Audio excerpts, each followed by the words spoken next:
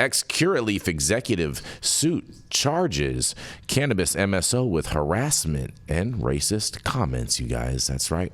A former senior vice president of Curaleaf Holdings alleges in a lawsuit that the cannabis multi-state operator terminated her employment after she complained about sexual harassment and racist comments. Khadijah Tribble, who is black, also alleged in the suit against New York-based Curaleaf and former CEO Matt Darren that she was fired in March of 2023 after taking time off from work to deal with mental health issues she suffered after a death threat she received from a company vendor via a voicemail. I think that's, but whatever. Tribble is seeking compensation for emotional distress, lost wages, including back pay, lost benefits, and front pay, which is money awarded for lost compensation, typically stemming from employment discrimination or anti-retaliation cases.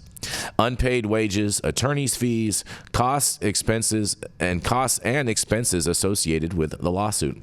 According to the lawsuit, Tribble earned an annual salary of $200,000 in her role as vice president of corporate social responsibility, overseeing Curaleaf's diversity, equity, and inclusion initiatives and its efforts to build an ecosystem of impact, policy, and business aligning with the greater good for both the cannabis industry and the communities in which Curaleaf operated and served. During her time at Curaleaf, Tribble received numerous accolades and was appointed interim CEO for the U.S. Cannabis Council. And although her salary had increased to $275,000 by spring of 2022, Tribble alleges in her lawsuit that her compensation, in quotes, still failed to align with that of her white male peers at the executive level within Curaleaf, you guys. Well, man, oh man. You know, Curaleaf is pretty upset that Amendment 3 didn't pass, and I'm pretty sure they're upset about this lawsuit as well, and I can't hear what y'all have to say about this. Employee problems are a mess. I've got clients out here in California trying to run a business, and employment law is not always your friend.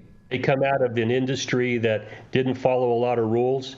And when you open a legitimate business, there are a lot of rules, including attorneys who get attorney's fees. If they get any kind of a win against you, you pay hundreds of thousands in attorney's fees, like a gun to your head. And that's not talking about the merits of her case.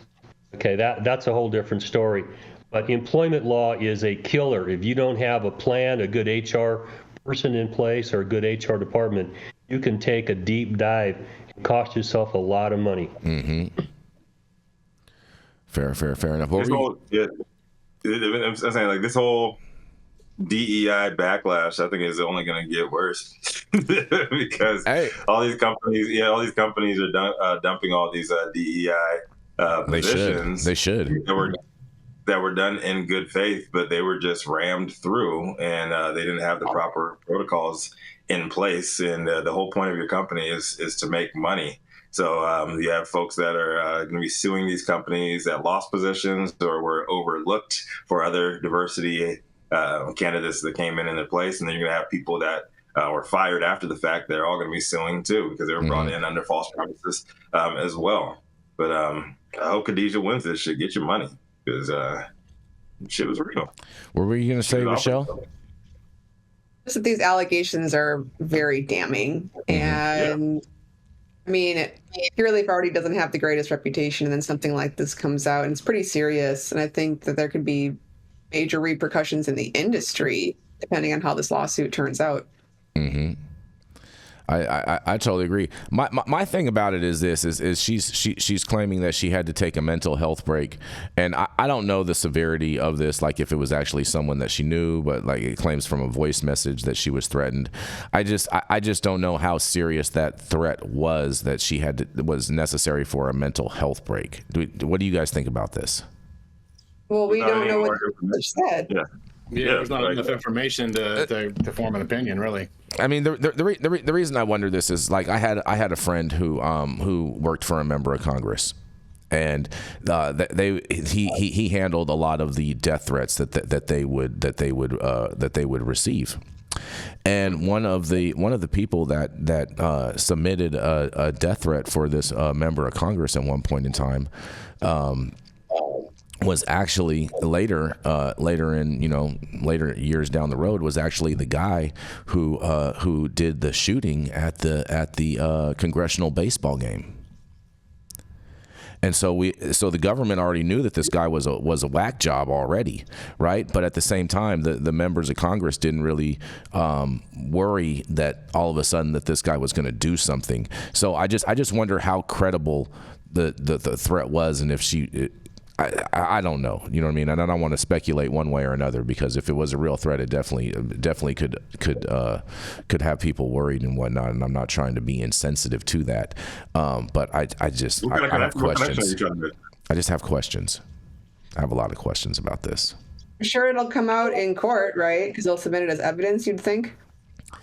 Yeah, I mean, so. Yeah, they would, right, Dale? And the jury's going to have a chance to weigh in.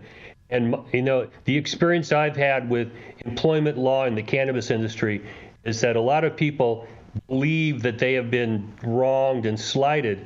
When you pick a jury and give it to 12 people off the street that aren't connected with the cannabis industry, I'm not sure they get the results they want. Mm-hmm. So time will tell here. Well, I'll tell you what, I'm pretty sure Curaleaf will have the money, because they didn't put up all that $150 million for Amendment 3, but still we're going to stand to benefit off of it. Will Abramoff get his boat back? Oh, God, bro. Man. Just saying. I got questions too, Jason. Elections have consequences. Yes, they do. Yes, the oligarchs are back, baby. The oligarchs are back. Oh, you're funny. Stone, you have any thoughts on this? Curaleaf. No, I was just going to say at this point, I think we have more questions than answers, so we have to see what comes out next. How many companies do you think are going to remove seeing as how after this election came, you know, DEI is pretty much dead. It's going to get removed out of the federal government and everything. How many companies do you think are going to remove all of their DEI hires? It was already happening. It's already been happening over the last year or so. Mm-hmm. So, there's gonna be a lot of money been thrown left and right for settlements on this shit. Yeah. For a lot of big companies. So I think you're gonna see. I think what we're gonna see is a massive shift. Mm-hmm.